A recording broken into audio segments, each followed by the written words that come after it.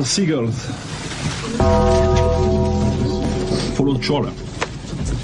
It's because they think sardines will be thrown into the sea. Thank you very much. Talking nonsense. So I thought, no, enough's enough. Why should I put up with that? Talking nonsense. So I thought, no, enough's enough. Why should I put up with that? Don't back down, double down. Don't back down, double down.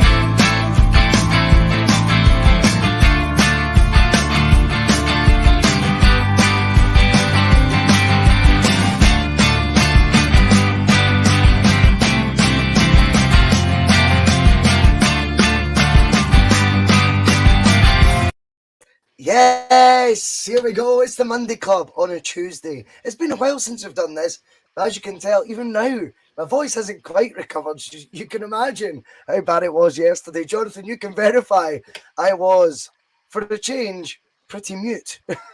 Yes, you were lost for words indeed when I seen you on Sunday night. So I wasn't surprised. Yes, it was very much. It was like a throwback to what the bus days of old when you didn't have the Wi-Fi. I was like, somebody needs to check he's plugged in. But I was with you in person. Honestly, the voice was total gone, man. But I was picking up the sign language, but not quick enough to do a Monday Club. So we're back. Instead, we decided to do the Monday Club on a Tuesday. Why not? Jonathan, boys, as always, you join me for the Monday Club, the Tuesday Club, whatever club you want to call it. And we've got a few talking points tonight. Obviously, this is now us into this frustrating 5-week break. And of course it is, because Celtic are on we're on a winning streak. And that's where we want to remain. And, it's been fun extending the gap, and it's been fun laughing at the Rangers, and it's been fun looking down on them and all that nonsense. But that's it for the football for a while, from a Celtic perspective, albeit the Sydney Cup, the Ange homecoming tour. What are we calling it? No one knows. But that's obviously going to be at daft o'clock, obviously, the games. So to get Terry Robb for a post-match pitch at that time might be a wee bit difficult, Jonathan. I don't think I can afford these wages at 5 a.m. But I'll see what his agent's saying, mate. We'll try. But we've got a few different talking points tonight. We're going to look at, Jonathan, basically, we are going to look at the winter break. So we're going to look at, again, like we did the last time, remember, when we got to the last international break, we kind of looked at the wee mini group of fixtures Celtic have had and how they fared. We're going to look at that again tonight. We're going to look at, since the last international break up to the World Cup, how have we got on realistically, and do a wee midterm report. We're going to look at being 9 points clear, Jonathan, and how for Rangers to actually compete with us competitively year in, year out, how difficult it really actually is for them. And of course, we may have a wee bit of fun as well, because the huge talking point in English football right now is a certain Cristiano Ronaldo, explosive interviews. What examples have we got, Jonathan, of players attempting to use that player power card at Celtic, and any sort of feuds with managers that we can all remember at the time? before we do that, it's time for all that good stuff, because all the good stuff means if you are watching, you're one of the, I can't say the number, Jonathan, it's 55, 50, make it 56. We need that number changed. Somebody's, come on, please. We're up to 56 already. But if you're one of the 56 on the bus right now, hit that like button. Get more passengers on board. If you've not hit the subscribe button yet, please do so. Obviously, if you want to become a Bhoycie Bus member, that's brilliant. And most importantly, when you're on the bus, keep the chat alive. That is what we want. Jonathan, let's get to it, because it is midterm report time. And I know you're not quite Judge Kearney, and I'm not going to call you Judge Jono, but I think it'll be interesting to get where you think Celtic are right now. Now it's time for the midterm review. Yes, the report cards are going to have to come in today. I think, over the past weekend, it was Remembrance Weekend, as you know, Russell. Yes. That weekend that we've just witnessed was the weekend that we are going to remember as the weekend Rangers title challenge was eviscerated, because as far as I'm concerned, the title race is over after Rangers flopped once again at St Mirren, and Celtic then once again were on the receiving end of a horrendous V.A.R. decision, but still found a way to get 3 points. And I'm beginning to lose count of how many times that's been. For the fourth or fifth time, we just seem to be just like, you know what? Well, actually, you know what? I think actually, it's like golf. It's like playing with a handicap or something. We're trying to make it a bit more interesting. It's like, give the referees something to do. Let's make this a bit more difficult. Let's give the teams a head start and see if we can still turn it round. And, I think it's just been pretty much synonymous of the actual first half so far of this season, as how Celtic responded once again at the weekend, because it's been a common theme since V.A.R. has been introduced, is that Celtic have not been at their scintillating best in most of those games since it's been introduced. However, they've been finding ways to win games, whereas our noisy neighbours from across the city seem to be struggling in that regard, despite V.A.R. perhaps levelling the playing field a little bit for them. So if we're looking at it, from the start, I guess we should really go back to the beginning of the season. Start of the season, I think, before the European games kicked in, Russell, I think Ange Postecoglou came on to his own. He was having some absolute worldy performances, some really great results as well. I think the one that always sticks out, is obviously the Rangers one and the Dundee United one. Free-flowing football was kind of what we expected, wasn't it, really, in terms of the fact, he wasn't playing the midweek games. He had that bit extra time on the training pitch, which ironically he's going to get again over the next few weeks. And we kind of seen that side of Celtic. So I kind of almost feel like if I was going to break down his review, I'm going to do it almost in two halves, I think. I would kind of do it, up until the Champions League campaign starts, because I think at that point it was an A-plus performance. I would have to say, if I was grading him, it would be an A-plus performance. And you just have to look at the football we're playing in that part. Going forward from there, you've got to look at it and think, European-wise, I think the report card certainly could do better. Absolutely, no shadow of a doubt there. There was room for improvement. I don't think there was many games there where we got a result that we could have been overly pleased about. So I think there's certainly scope to try and improve upon that next season, because, as I say, I'm convinced Celtic will now win the league and we'll be back dining at the top table once again next year. Okay. And I think if we're looking domestically, Russell, as well, I think once the Champions League games kicked in, and especially once V.A.R. got introduced, I think Celtic have found the games a bit more of a struggle, not just because of the refereeing decisions, which have been discussed at great length, both here and on so many other pods. I think you've got to look at it. I think the players have been looked a little bit jaded, Russell. I think there's been a little bit of tiredness creeping in to the performances there, and I think that's why we've not seen it quite as free-flowing as it was earlier on in the season. I mean, what's your take kind of been away from what you've seen? If we were to go back right to the start, would you feel it's been a bit of a fall-off in performance, albeit the results are still there? I don't know. I think it's been stop-start the performance-wise, to be fair. Not all Celtic's doing, but one thing I want to make clear tonight is everything in the schedule actually doesn't involve V.A.R. And that is the honest truth. I think it's been spoke about, and rightfully so, and I was raging on Saturday. We did post-match pitch with Phil, PMP, and I just feel right now, we're going into the break now. I think I've asked all the questions I possibly can of. Not, by the way, I know Bob McBob's like, oh, when are they going to mention it? But see, just for a wee bit of clarity, I've asked as many questions of Celtic when it comes to these decisions as I have of the SFA or the SPFL, whoever's running it. So I'm quite content with what my output has been on this on the channel. And I feel we should be looking at how Celtic's performed. And I get what you're saying, Jonathan. Has it been a wee bit more stop-start, or has it been quite not the same since, that arrived? Rather than looking at it that way, I went through all the results since, obviously, the last international break.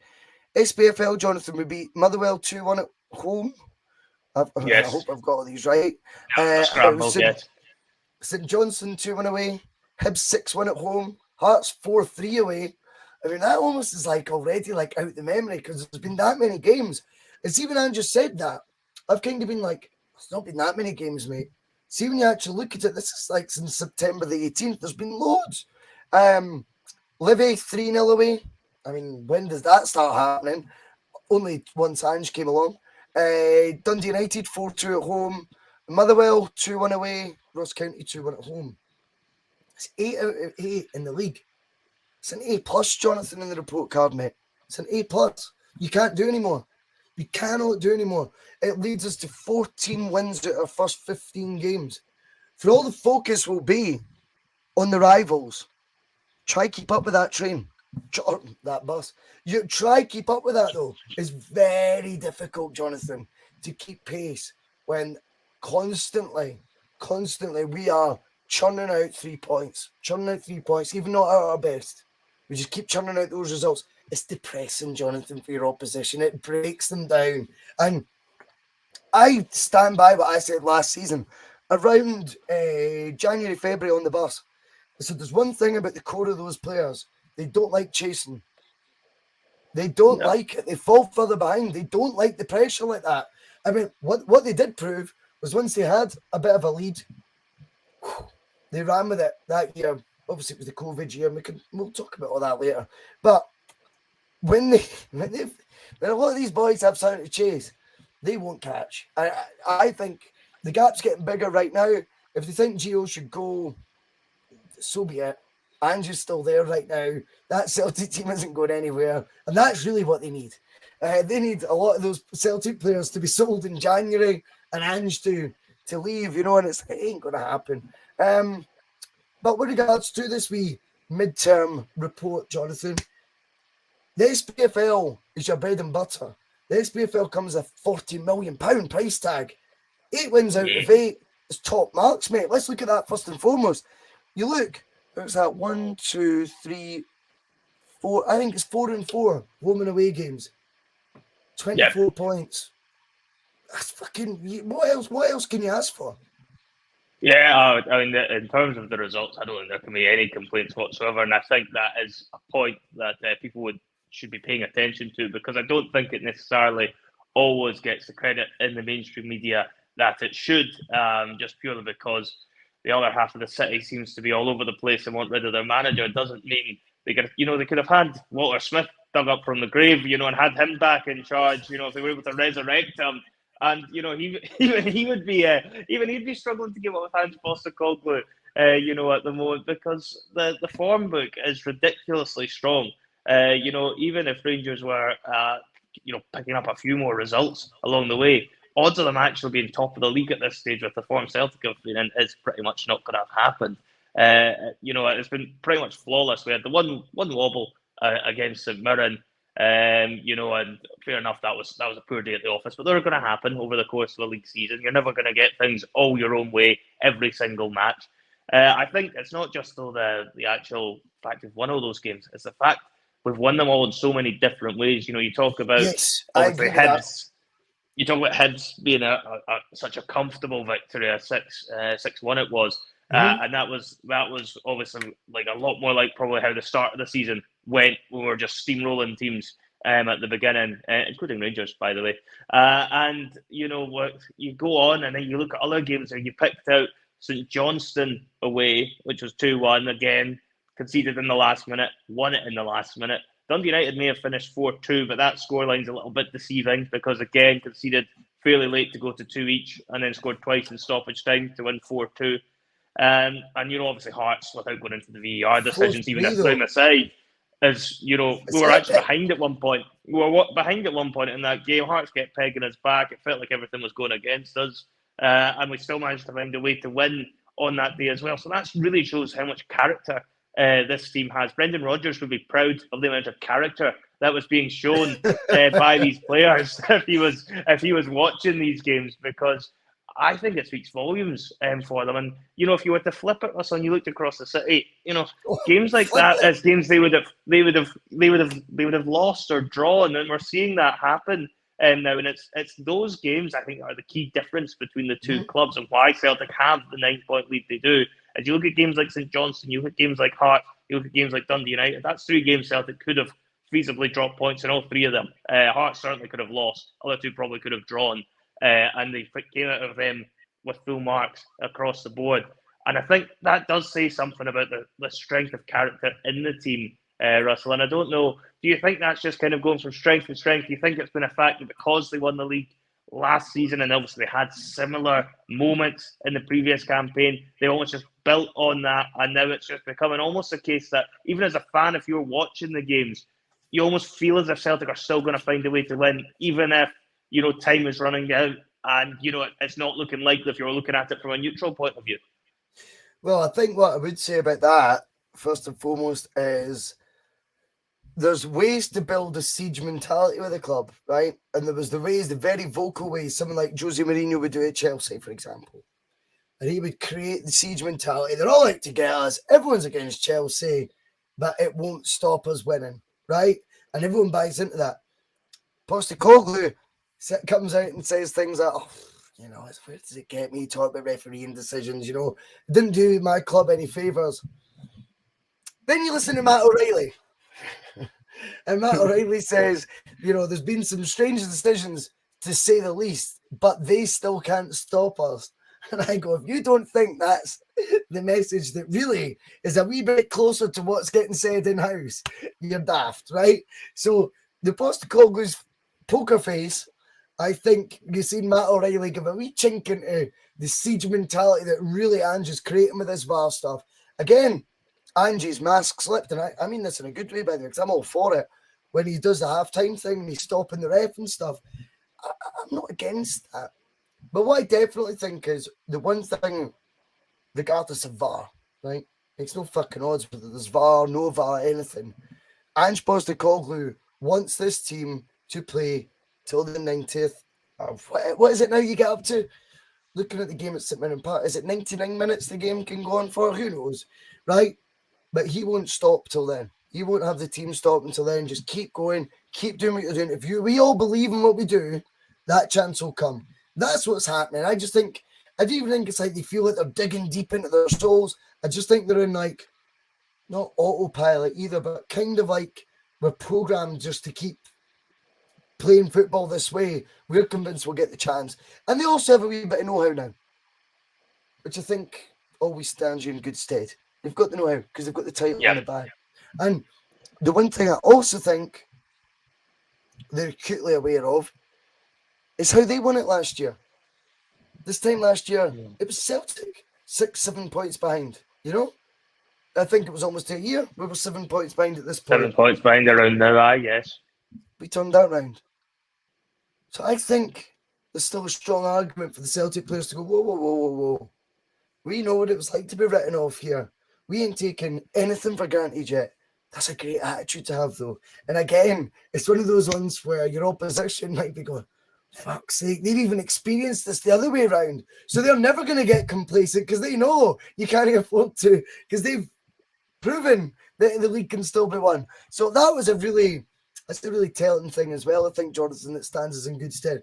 But Jonathan, the midterm report can't just be comprised of what we like to look at. And we'll quickly look at the League Cup. We beat Motherwell 4-0 into the semi-finals, another domestic competition. And then you had the Champions League. 0 wins, 1 draw, 3 defeats. How does that now look now that this cluster of fixtures are done? I mean, if you're talking about the cold hard truth and it's a results business, then the Champions League campaign I think has to go down as disappointing. To be completely honest, I don't think we did as much justice when we saw that group drawn. I think most of us thought third place certainly was there for the taking. Some might have even felt we could have got second in that group. Certainly, I think we would have all expected to have got at least one win out of that group, particularly when you had Shakhtar and Leipzig at home. But the fact we didn't manage to convert them, despite the performances being, very good in some games, it certainly can sound a bit like a hard luck story. But at the end of the day, the points on the board is all that counts. And Celtic, unfortunately, just didn't get very many of them, and that's a cold, hard fact. Whether we should have done things differently tactically in those games is one I'm sure fans will debate as to whether or not we could have been more pragmatic in certain games. To try and get ourselves over the line. I think the other argument to that, though, is if Ange Postecoglou is trying to build something and implement his own styles, then he maybe feels he needs a couple of years at it. The issue you've got with that argument for me is that a lot of the players probably won't be around for more than a couple of years. So are you going to see the benefit? It then comes down to recruitment because he's banking on getting better players than the ones he has. So for me, I think with the Champions League, it's one of those ones where it certainly left room for improvement, and you're kind of looking at it and almost feeling that was a missed opportunity. And I don't know if we're looking back on that in hindsight, Russell, and I'll put this to you. Should we have changed approach in some of those games? Should Ange Postecoglou have tried to play the fixture a bit more in some of those games, perhaps, in the ways that other managers have, like Strachan and Lennon, who did both take Celtic to the last 16 of the Champions League with what many would argue is a poorer team? Well, I'm going to flip it straight with a brilliant question, right? And this is very interesting, this question. Whose reputation was enhanced by Celtic's Champions League group stage there? Celtic's or the managers? Well, I think if you're looking at it, I don't think Celtic's reputation was overly enhanced when you're thinking about it because they never really got an impactful result. So that would immediately point more towards Postecoglou. Celtic aren't a more attractive club really to join, I don't think, for the Champions League campaign. Ange Postecoglou, though, American owners and all that in England, they're going, love that, stuck to his guns with a team that maybe wasn't as good, but you look at the brand of football, the brand and all that. I think he's come out of the tournament smelling like roses from what has been a six-match group campaign with no wins. It's my honest truth. I certainly don't think Celtics has. But yeah, I think the manager has. And I don't think people want to admit that, by the way. I don't think people want to hear that. But it's the honest truth. Yeah, I think it's one of those ones you're see in a few years' time when you look back on this campaign, it's probably not going to be one you remember overly fondly. I don't think it'll be one that you might remember the hard luck stories for a little while, but you're not going to be looking at this in the same ways that you looked at the hard luck stories, for example, our old friend Martin O'Neill had in this tournament. It's not quite the same. Yeah. Yeah. Oh, there we go. Sound the klaxon. Sound the klaxon. There he is. There he is. Good old Martin. Yeah, I should have given you a fair warning there. I'm not coming. I was just testing you. Just to make sure you won. But I think Martin O'Neill, people remember those Champions League campaigns fondly because there was hard luck stories and there was penalty decisions, in both the campaigns that he almost got us out of the groups that didn't go our way, as long as some other bad luck as well. But Jonathan, the point I'm trying to get at is by Ange sticking to his guns, it's not always going to benefit the team, right? It's not. End of. Because you're playing against just teams that are too good, right? That are too good. But Ange comes out looking all right in it because he's stuck to his guns. The exact same way he came out of the World Cup, looking quite good. 3 defeats. But his identity is there. He's playing to a certain way. Now, Monty, I think Monty's missing my point here. I don't think that's not the point I'm making, Monty, about Ange wanted to come out shining. What I'm saying is he does. This is the point I'm making. I'm not saying it's because Ange wants to come out looking rosier than Celtic. I don't think that at all. What I'm saying is, as a matter of fact, is I don't think it's made Celtic more attractive getting 2 points from 6 games in I don't think the toughest group ever. In fact, next season's group will be tougher. I think next season's group will be tougher. I think the odds are stacked against the group being as comfortable. But what I will say is, ironically, not because intentionally, Postecoglou will have came out of this group stage. Managers these days get plaudits for philosophy just as much as results, and he's stuck to his guns and all that. Sometimes I would have liked to have seen Jonathan for our cause a bit more pragmatism. He doesn't feel the players learn that way. I bow to his superior knowledge on football. Of course I do. He said something about picking players, about, if they had 1/10 of the information, but we're never going to have that. And fans have never had that, Jonathan. But it's our gift as supporters to also still comment as much as we want. So I hope he wasn't being prickly about that, because that's the world he's in now. It's particularly with platforms like that we've now got. They didn't exist 20 years ago. But now anyone could create a Celtic channel, Anyone can, and anyone can form an opinion on what they're saying. So, yeah, okay, you're only ever going to have 1/10 of the info that the manager has. But as a byproduct of that, you need to kind of put up with that stuff. That's just the way it is. But I do believe his reputation, I still think, actually went up a couple of notches from the Champions League. I'm not sure Celtics did.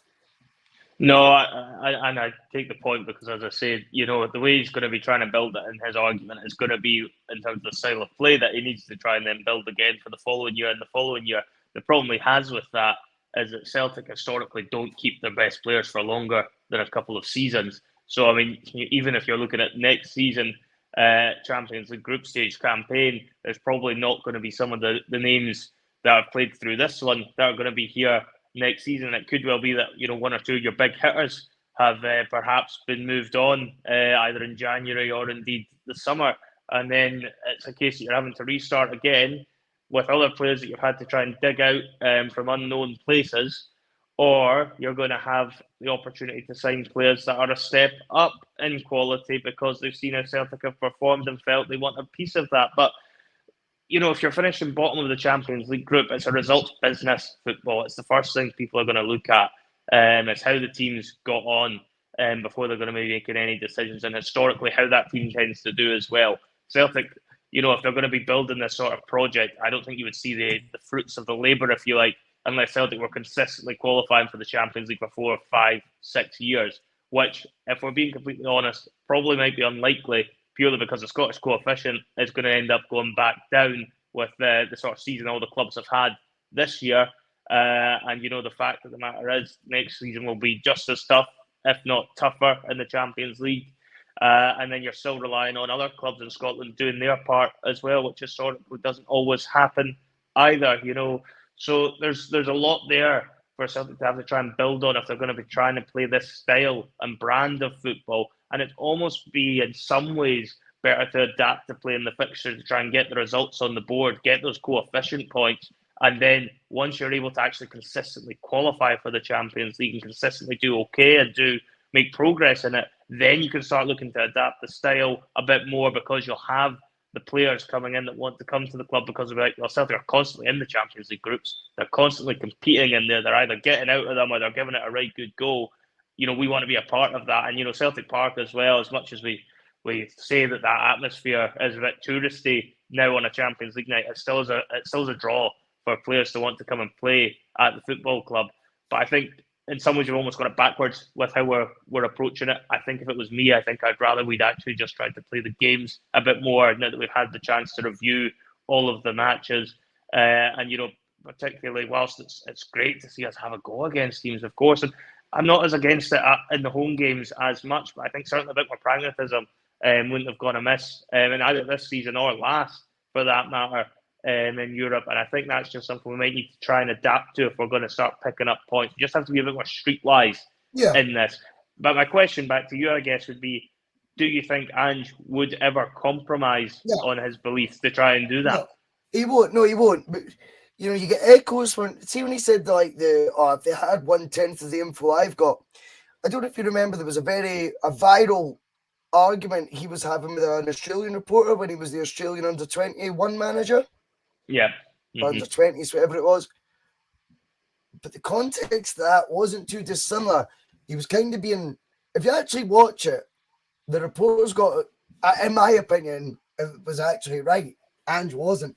Ange was being stubborn, sticking to his way, but he was actually defending the indefensible. They hadn't qualified for the second World Cup in a row. Like the teams like Fiji getting points, he's going, you're not seeing the bigger picture. The Australian report was like, well, what the fuck is the bigger picture, mate? Because like I don't get how you're not picking up results over this amount of time now. That was how that went. So, okay, if this season's the learning curve, last season was the learning curve.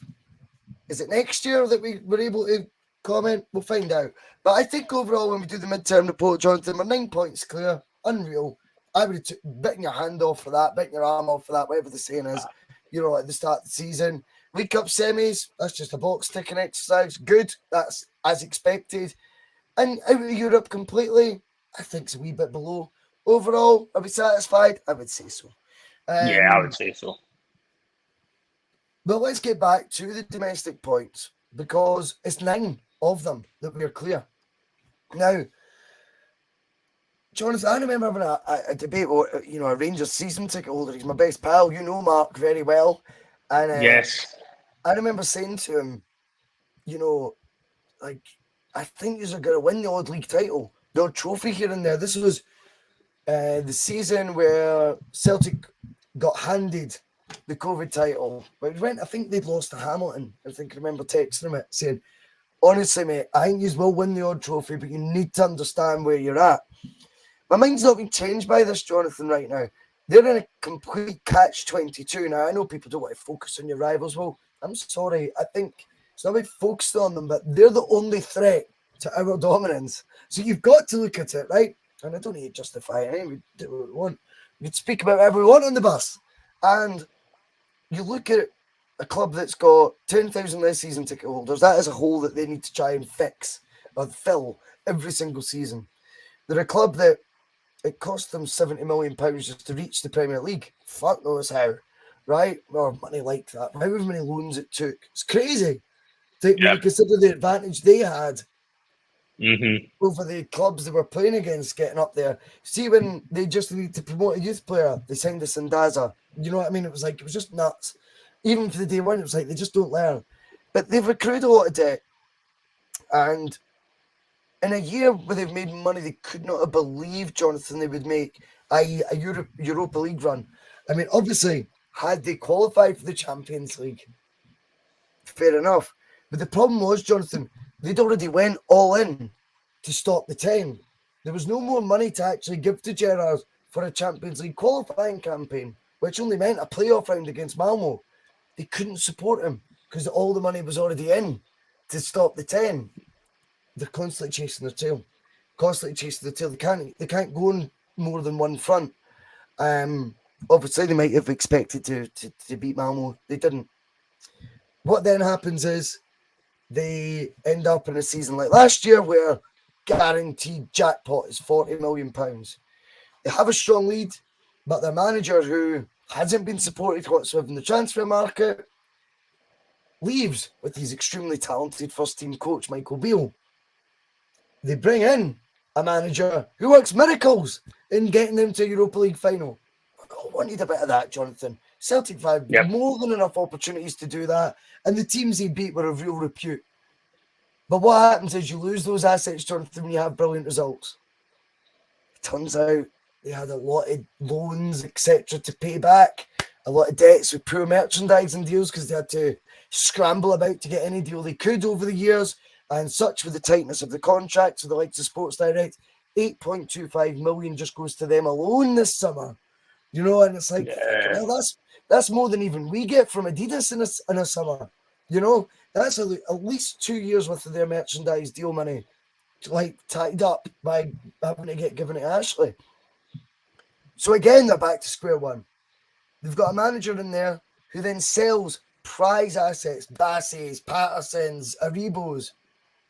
But Jonathan, they cannot replace these at all because of money needing to go elsewhere.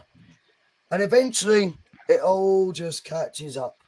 And you end up with a manager who 6 months ago worked miracles for them and getting them to Europa League final, who loses 2 or 3 assets, maybe 4 if you include the free transfer of Balogun, and you go, how do you replace it? They replace it with players probably not picked for him, players that they're, genius 2 years ago. Now, Muppet, apparently, Ross Wilson, he's trying to do fly, not trying to do fly moves, he's trying to make transfers that were going to be brilliant value. But there's only one way to do that. Celtic had the luxury, Jonathan, because our castle is built on foundations. Theirs, ironically, is built on a house of cards that Dave King so funnily described ours, which is just foolish. Because even you actually look at our hit record, Jonathan, for these, what is it they call it? The player trading model. Let's go look at that. Yes. A player trading model, Jonathan, has a hell of a lot of misses as well as hits. Yep. They're counting on just having hits. Hits. Never happens. Celtic could afford to have all the misses that they had alongside hits. That is the reality. When they look at this summer, they've tried to do the same. Something like Sands, for example, he ain't going to cut it. Their biggest outlay of a player, he ain't going to cut it. That Yilmaz, he ain't going to get a game now. Ironically, their best player looks like he was a free transfer, but he comes with no resale value at 28, 29 years old, Tom Lawrence. And even then, he came from a relegated championship side who were basically bankrupt. So, of course, you were going to get him. When you look at the optics, is that a club that was in the Europa League final last year and has Champions League qualifiers to go? Or are going to qualify for the Champions League? They then qualify for the Champions League, still can't make a signing. The reality bites. This isn't me being a cunt about them. I'm just looking at it, the facts. And the only way they can resurrect this title race is by going big in January. I do think they can afford to get rid of the manager, Jonathan, let alone going big in January. For all the Daily Record wants to bump up their accounts, the reality is they made just shy of a £1 million loss. That is the absolute fact. Madness. Right? It was just shy of £1 million. Now, okay, when you look at, the Champions League money isn't included in that, of course. But once the Champions League money is included, the fact is they're now 9 points behind. So what do? Do they go all in January and report another financial loss and potentially don't still win the league? They don't know where to go because constantly it's they open one door, another one shuts. And that is the reality of living with a club that, Jonathan, whether we like it, a lot of aspects of it or not, I don't. I actually think Celtic could be even more financially secure if they speculated a bit more. But one thing we did do was ensure that we were financially secure, albeit at times at the expense of what was happening in the park, especially in terms of Europe. For them to compete with us, though, Jonathan, right now, it's extremely difficult. Do I still think they'll win the odd league title, the odd cup? Yes, I do. Of course, there will be seasons like the other year where we were in disarray. We had players who didn't want to be there. We had players we should have sold maybe the summer before. We had a manager we probably should have went back to it for the long term, albeit did a good job in the short term to cover Brendan Rodgers. We should have then went again. We didn't, but we'll get away with it. They won't. And the reality is right now, if they finish second this season, yes, I think they'll have the opportunity to qualify for the Champions League through the qualifiers. To do that 2 years in a row, though, I would be, on the basis of their group record there, I'd be very surprised. It's very difficult, Jonathan. Whereas us winning the league, it's another guaranteed 35 to 40 million pounds. And the gap gets bigger. How do they bridge the gap? Is it back to loans again? How long does that go on for? It's never ending the cycle, Jonathan. The reality is, when they won the league, they should have got past Malmo. Right? Yeah. That's the truth. If they'd done that then, they could have really maybe made a dent. But now, it's just a revolving door. Our merchandise deals are bigger, our commercial deals are bigger, our stadium's bigger. These are just the fundamentals they go against every year, no matter what. Competitively, though, they've got two assets that maybe once upon a time were worth to some daft English club £10 million plus. Both of them are about to leave on a free. That's the reality, mate. I'm not going to say it's a return to the banter years, but I think you're now realising that even though it was for them a brilliant achievement winning and stopping the 10, and it's probably the best out of the league titles they could have won in the last 12, 13 years, the reality is, Jonathan, going forward, how are they now going to bridge the next gap? They're running out of options. Everywhere they turn, there's a door slamming. You know, even when one opens, another one closes. Yeah, I mean, it does feel at this moment in time that the only club that can beat Celtic is once again Celtic, which is part of what happened in the year Rangers won the league. You're looking at that Rangers team, and yeah, it's built on sand, whereas Celtic are built on very much solid ground as a club. Rangers are going to have to redo their whole squad probably before they're going to get close to Celtic. There's not many players you could look at there in their team that could, get a game for us. And that's how I always try and measure the two clubs, because you could always make a case when both teams were strong and the title races were 50-50 that you could look at a couple of players at least getting in from the other half of the city. But at the moment, you'd look at them like, nah, there's nobody there. How they go about bridging the gap, I have no idea. They're in a very sticky position. It was probably the worst thing the Rangers board could have had to deal with, was Celtic getting themselves into a position where they almost take the derby at Ibrox out of the equation because they're so far in front. And, Rangers might well win that game at Ibrox, but I still expect Celtic will be 6-7 points clear after, even if they did, and that means they're still going to then need to try and bridge that gap further. And then they've got a very difficult January transfer window to try and negotiate regardless. I mean, I think if they were to lose at Ibrox in the next one and they haven't managed to bridge the gap at all, then I can't see any reason why they would even bother throwing tons of money at it in January. However, they might start rebuilding ahead of the summer, I guess, is the best thing they could really do, and then try and go again the following season. But would their fans put up with that? I'm not so sure. And where's the money going to come from to do that when they're not going to have the European revenue after Christmas, the same as us? And bear in mind, Jonathan, this year will be, because of how dismal, and let's be honest, it's 2 points between the two clubs. Celtic only won 2 points in the Champions League. Rangers won none. The coefficient's going to drop that much. Next season, you won't get that automatic Champions League money. No, well, this is the other fact as well, is that, with the Scottish clubs not doing as well in Europe this year, and, going to be a very difficult campaign again for all Scottish clubs that are in Europe again next year, then you could only imagine the coefficient will most likely fall. So does it come to January and do they go, fuck, this is the window, like we need to, because even if we invest 10 and we were to get the 40, that would be worth it. But I think they don't know what to do. They don't know whether to stick or twist. They don't know where the money's going to come from in the first place either. It's like with Celtic right now sitting with £30 million cash. And and Postecoglou's told you, oh no, January's done, effectively. January, we already know what's happening. That should send shockwaves through the country, Jonathan. You've got one club who can't afford to sack a manager, and the other one who already know who they're signing in January. This is a terrifying time for the opposition when it's one more year of that 35 million jackpot at the end of it, and we're 9 points clear already. I think they don't know where to turn now, and that's how they're turning on their own. The reality is the scariest thing in the world. I used to say this, particularly on a Sunday night out. I used to say it a minute ago, do you know what I hate? Reality, because I'd have work the next day. Do you know what I mean? I go, reality is the scariest thing in the world.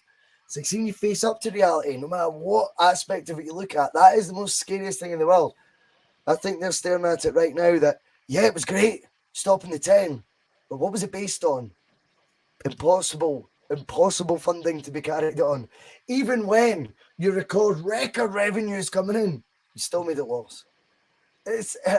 You still blew it as well by then losing the guaranteed 40 million league title. You blew it by not qualifying against John Dale Thomason, who told you needed the money too much, ramped up that pressure. And now this year, the second year, where there's 40 million or 35 million jackpot to win the SPFL, we're running away with it. It's called reality biting. This isn't me showing off or being a cunt at Rangers. I'm just going, the realities are, them bridging this gap in the long run has never occurred. Never occurred. No, I think the planning was always about stopping Celtic doing 10 in a row, but never actually looking any further ahead as to what they could achieve from there. And I guess it's kind of been a little bit synonymous with them, the last couple of trophies they've won. You know, they stopped the 10 in a row, and, you know, the biggest thing about that is stopping Celtic from doing 10. Last year, they won the Scottish Cup. The biggest thing about achieving that was stopping Celtic doing a treble.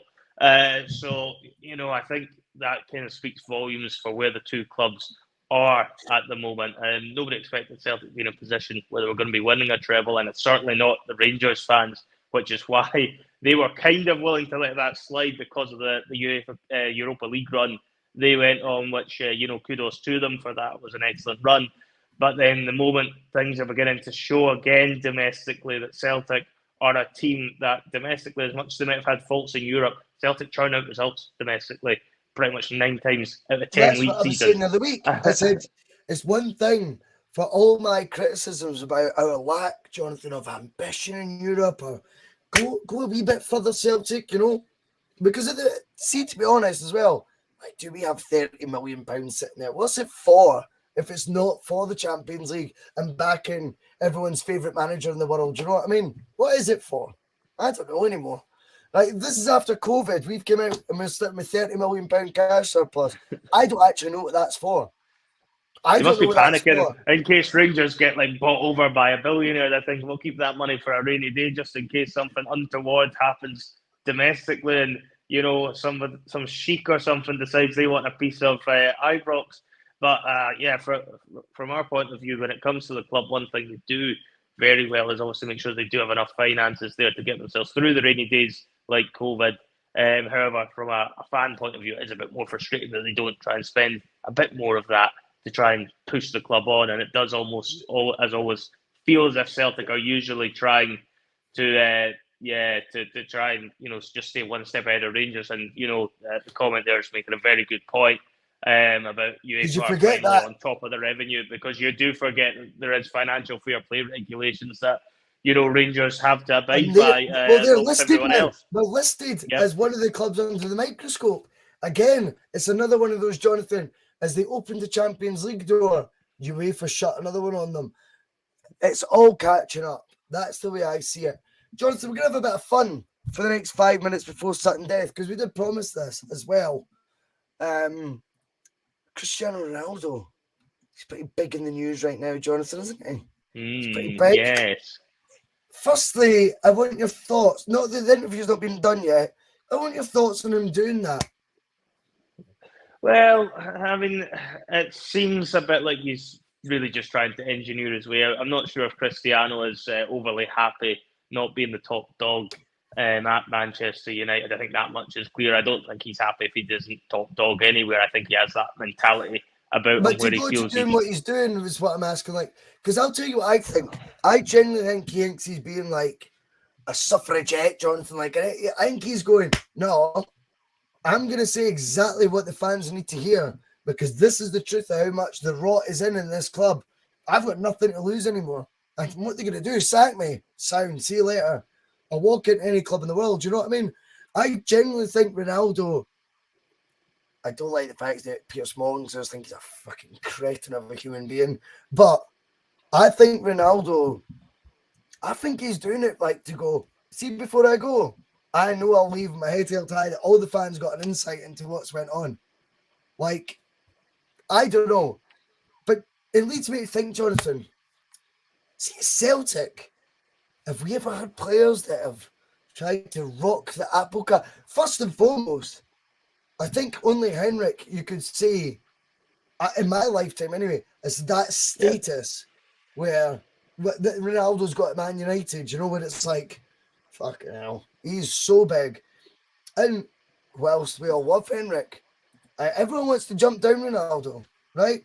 So I'm going to bring up some comments, Jonathan, and I'm going to tell them a wee story Martin O'Neill told his live audience at the Hydro. So Monty says Ronaldo's a bell end. Charles Smith says the toys are out the pram. Yeah, I think that's a common sort of opinion on this one. Yep. It's all dependent, on which side you fall on. But Jonathan, now, if Ronaldo was at Celtic and the manager says, "Where have you been first half? You've been absolute rubbish. You've been, sort your first touch out. You've been terrible." And he turns around and says, "Piss off." You would say Ronaldo was a dick there, wouldn't you? That's exactly what Henrik Larsson did to Martin O'Neill. Told him to piss off.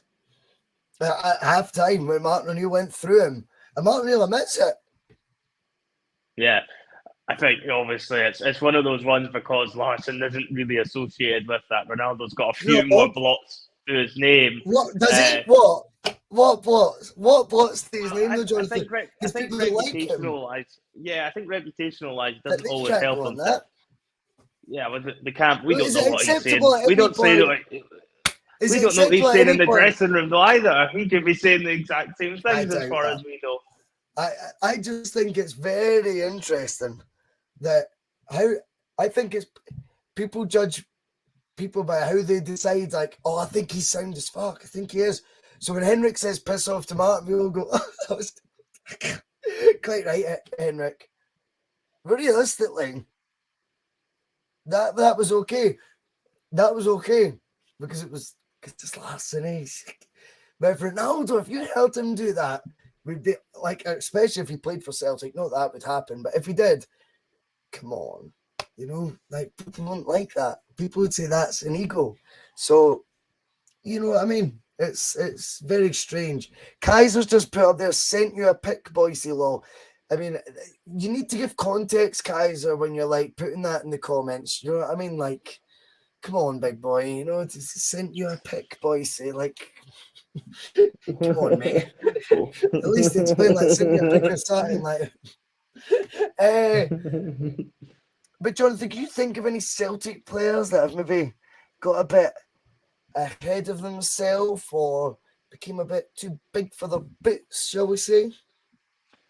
I think the one with Ronnie Dylan and Chris Commons was always an interesting one, where Commons took the half in a European game and pretty much spat the dummy. I can't think of too many obvious ones with major players, but the Commons and Dylan one was an interesting one. I think really from memory at that time, a lot of people did come down on Chris Commons' side over Ronnie, because I think Ronnie's probably gained a lot more loving from the fans the more time has actually gone on, and he's been away from the club than when he was actually a part of it when people were looking back. But I think Commons wasn't really the type of guy that was really following the Ronnie Dyla sort of methods that he was wanting to implement with the club.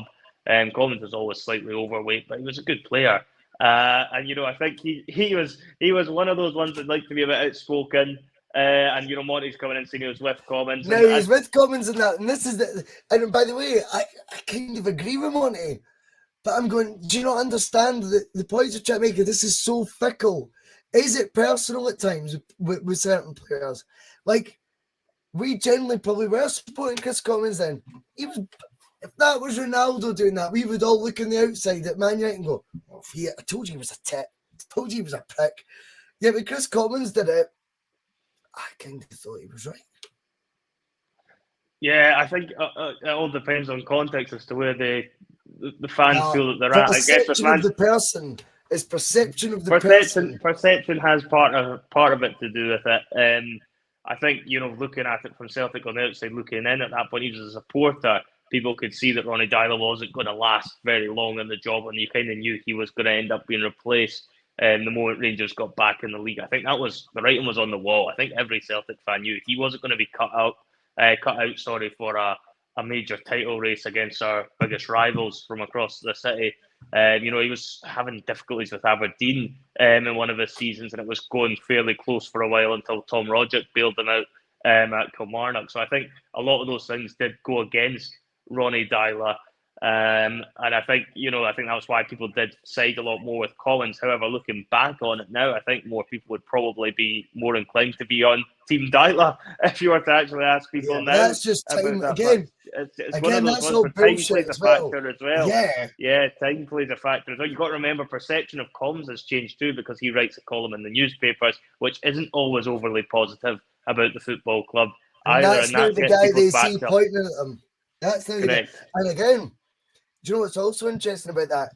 John Collins, who was, when I was growing up, Paul McStay was sadly not the player like Dad was building him up to me to be, right? He just, injuries had took its toll a wee bit, right? I wanted him to be, but I always like Collins. I was always like, I like him. Because he was left-footed as well, and I was left-footed, which was very unusual. Like, for some reason, like, I didn't know anyone that was left-footed apart from me and John Collins, second best pals. But it was like, but I loved Collins. And you think of that was all forgotten in time because of his reputation at Hibs being an arrogant bastard showing off a six-pack. So when he came to Celtic, he thinks he's going to be top dog. And suddenly if Collins is shouting at him instead, and if it's not Dylan, it's Collins he's shouting at, that's okay. And I'm like, John Collins? Why would that be okay to be shouting at John Collins like that? Because time's passed and people have decided he's a big, arrogant, smug bastard. That's why. And yet, Collins in a Celtic shirt was unbelievable and a very, very tricky time for Celtic in the 90s. Again, it's just perception, mate. It's all about perception. The one I always remember was Viduka. Yeah. Viduka was signed Venglos from Croatia Zagreb. He played against us, I'm sure, with Prosinecki in midfield for Zagreb. Prosinecki was unreal. He hit a free kick off the bar against us, but he was playing walking football against us, mate, and still like just a joke how good, right? But Viduka was a young striker, looked really good. But it was like we signed him and he didn't actually want to join. He just fucked off to Australia straight away. He said he was depressed or something. It was like his head wasn't there, and I was like, what's happening here? Like, is he signed for us or not? Like, if he didn't want to sign, why did we sign him? It was bizarre. And I think it took him 3 months to come back from his exile at first. And I'll be honest, I very much never got the vibe he wanted to be there. See, for all his ability, I thought he doesn't like it. He doesn't like it. And he had a chance, by the way, to become, with Henrik, one hell of a partnership. But funnily enough, tasty. Martin came along and used straight away. See him, get him to fuck. See if there's interest down there. £6 million in, £6 million for Sutton. I'm like, that's a prick for a prick. And Martin was like, I know, Sutton will be a prick, but it'll be my prick. You know what I mean? and it worked very well. It worked very well. But we will bring in Phil McGinley because it's that time, Jonathan. Before we go, as always on the Monday, even on a Tuesday club, it's time for some Sutton Death. Hello, guys. Oh, Hey! here he is. Hello, Phil. How you doing? I'm no bad. That groan from Jonathan right away summed up the mood. So are you looking forward to this one? I'm trying to get myself back on level terms. I'm trying to get myself in the zone. It's serious time. It's game time. I was saying to Terry on Saturday when I met him in the pub, this is the week I bring it all back. He's been keeping you at arm's length so far because it's currently 3-2. Every time you've got within a point, he's just pushed you away just a wee bit more. So as tonight, the night you draw level, could be, find out very, very soon. But yeah, it's now time for Sutton Death for anybody that's new to that. Yeah, comments off. Obviously, that's the first rule for the boys. But yeah, it's effectively a penalty shootout between the two Bhoycie brothers here. I'm the goalkeeper in goal. I've got a question for them with many answers. And they basically need to give me a right answer to score. And if they give me a wrong answer, they miss. And whoever's got the most at the end of the 5 is obviously the winner. And if we need to go on a wee bit longer, we'll go to a maximum of 10 guesses each. But we haven't reached that point yet. Let's be honest, we haven't got there quite yet. But tonight, right, Phil. tonight I've got a feeling. We might get a lot of right answers here. But yeah, it's that time again, guys. So, Jonathan, you won last week, so you of course get the option to go first or second. I'll be taking first, please, Phil. Okay, I thought that would be the case. And also, by popular demand, Russell, you said a few weeks ago, can we try and get some sort of intense background music for Sutton Death? Oh, no way. Oh, it's genius. People are aware it's there, but it doesn't dominate the sound. Is that okay, sound-wise? That's all right. Yeah, I can hear you fine. At first you were in a fish tank, but now you sound okay. Okay, cool. I was just tweaking the volume there. We'll go for 20. That seems a nice round number to go for. So yeah, now we've got some Sutton Death music. There you go. Oh, I'm loving this. Okay, so tonight's question, guys, has a whopping 27 potential right answers. It's the most there has ever been so far in Sutton Death. So plenty to choose from. And how's your geography, guys? Mine's alright. I'm shit at it. Oh, okay. Mine's alright. Okay, tonight's question. Celtic's off globetrotting this week heading to Australia. They've certainly got around on their travels in recent years, so can you name any European capital city Celtic have played a competitive game in this century? So from 2000 to present day. Any European capital city. European capital city. It's got to be a capital of the country. And can it be in any sort of tournament friendlies? Does everything count in this? Competitive games. Any competitive games. Oh, competitive. Right. Okay. Okay. I'll take nice and easy. I'm going to go Edinburgh. Start off nice and straightforward. Yeah, very, very smart. You listened to the question. Well done, Jonathan. Yeah, Edinburgh's a correct answer. Capital cities. Capital city. European. Scotland, just in case you didn't know, Russell. What? What'd you say? Capital city of Scotland, just in case you didn't know Edinburgh. Thank you, Jonathan. Thank you. You're next, by the way, remember. I'm going to say Paris. Of course, yeah, Paris played PSG not too long ago. Paris, France. Correct. I shall take the last place I think would have played in Europe, or certainly one of them, Madrid. Of course, indeed. Madrid, Spain is correct. Oh, okay, Russell.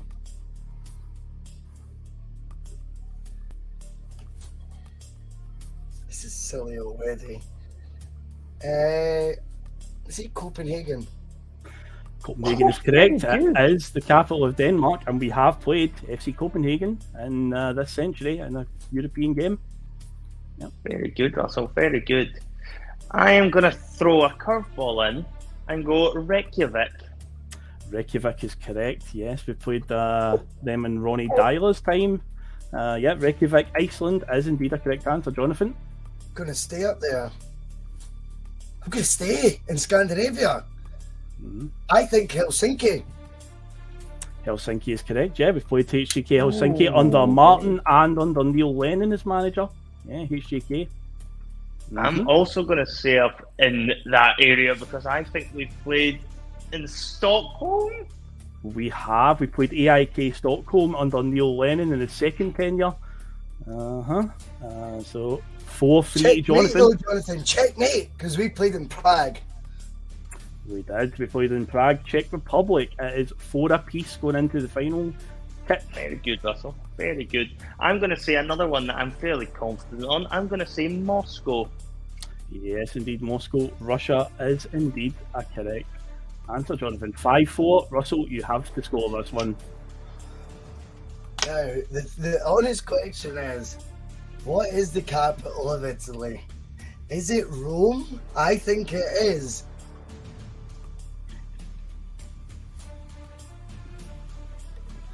You're going for the answer then? I thought you were thinking out loud there. No, Rome conquers. Rome is indeed the correct answer. Yes, Rome is the capital of Italy. Yes, very So good. now we are literally Sutton Death. So another potential 5 kicks here. The maximum we'll go to is 10, or we'll be guessing all night. So I'll set it up for another 5.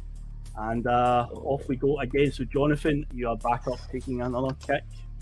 I'm struggling now. I'm going to have a wee guess here. Baku?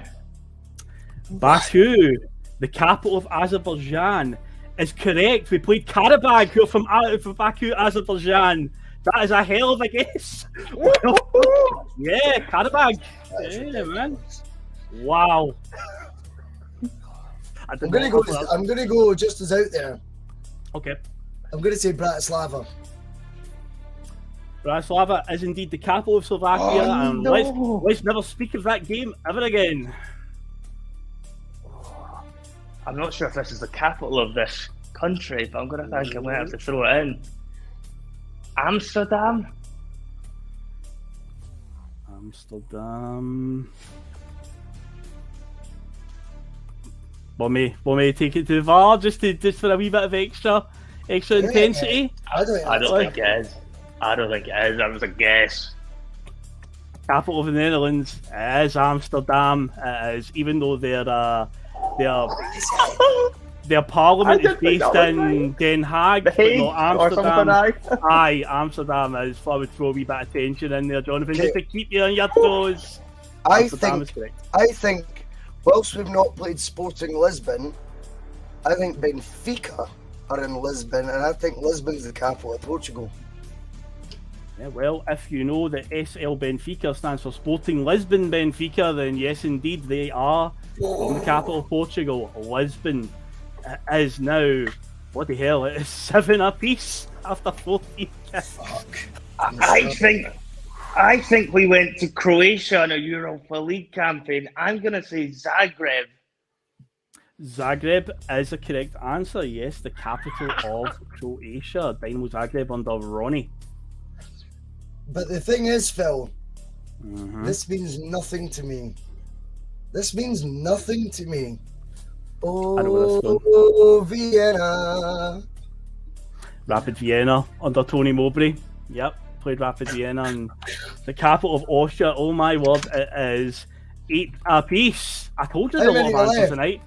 Well, there are 1, 2, 3, 4, 5, 6, 7, 8, 9, 10. There are 11 left, guys. 11. This is intense. This is really intense. It's the music that's adding to it.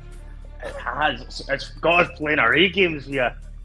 I think we played, hopefully, Basel in the capital of Switzerland, which would be Bern.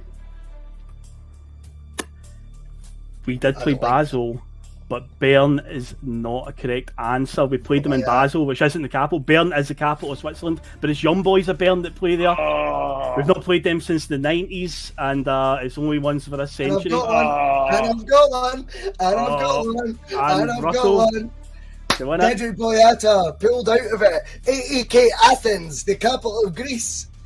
Athens, Greece. Athens! Athens, Greece is correct. I just saw the one in Brussels. 9-8 to Russell. He goes 4-2 ahead now. He keeps your arm's length again, Jonathan, on this one. Knocking me back, man. There you go. So fade out the music now. That was tense. That was tense. Would you like to know the answers that you didn't get? There was a few. I feel like I should have won on Baku by itself, to be honest. That was a hell of a shot. I was expecting that to be one of the last ones I'd be recapping. Okay, cities that you didn't get. Budapest, Hungary, Ferencváros. We played them there for Budapest. Brussels, Belgium, Anderlecht. London, England, Arsenal. So where's Anderlecht, sorry? Because I thought of Anderlecht. Anderlecht are based in Brussels. Brussels, I thought that right when you said Pedro Boyata, I was thinking Brussels is what you were going to say. Yeah. So you said Boyata. Belfast, Northern Ireland, Linfield and Cliftonville. Of course. One just this season, Warsaw, Poland. We played Shakhtar in Warsaw, which is the capital of Poland, and we've also played Legia Warsaw. That was beyond us, Phil. You would have done well to get this one. But then again, Jonathan, given you pulled Baku, Astana, Kazakhstan. Astana is the capital of Kazakhstan. I instantly thought of Karabakh when he said that. I was like, where are they? And I went, don't even try, boys. You've not that clue. I was thinking Kazakhstan as well, but I had no idea what that was. The last 4 are really stinky. I would never expect you to get them. Yerevan, Armenia, Alishkert. Remember we played them a few years ago in a qualifier. Sarajevo, Bosnia. Tallinn, Estonia. Remember the one time that what's his face? Shved scored for us. Remember he came off the bench in a qualifier? Well, it was a team based in Tallinn, the capital of Estonia. And the last one, COVID season qualifiers, we played in Riga, Latvia. And my God, a lot of answers there, a lot. But well done, guys. You've got it. And I told you to start. I was going there, by the way. I was like, this is actually quite intense. I'm delighted. Well, you asked a few weeks ago, but can we get some music in the background? Apologies if it gets any sort of copyright. I did love the music. It's royalty free, that one, so we shouldn't have any issues. I hope. Well, compose it yourself, Phil, surely. Well, right. if we get a copyright issue, then I'll silence it for those who are listening back on Spotify and all that. We will. Yeah, if you don't hear the music, then that's what we were talking about. Really dramatic music, but we got told to remove it. But hopefully not. Aye. Hopefully. Trial and error. If it we'll throw something at the wall and see if it sticks. Hey, there's one. London. I said London. I said, said London. I thought I thought you'd said London. I totally forgot about London. I just presumed it'd been said. Yeah. That was good. There we go. That was good. That's it. Where'd you come up with these questions, man? That was good. Yeah, that was what a relief. that was intense. So 4-2 overall on the scoreboard to Russell. Well done, Russell. But Jonathan, man, you've a wee bit. You get so close and then just pushes you away Close, but with it. so far. So close, but Still a so long far. way to go. Long way to go. We're only 6 way to rounds go. in.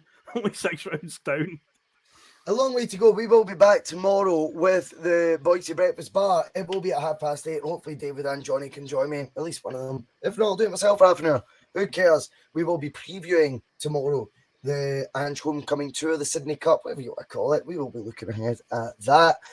In the meantime, Phil McGinley, thank you so much for coming on and creating, I don't know, a heart attack for both of us at the same time for Sutton Death. Thanks for your work on the Sunday Blether as well, by the way, pal. That was a brilliant episode. Catch up on that because that was shit hot on Sunday. Nice. Great work as always.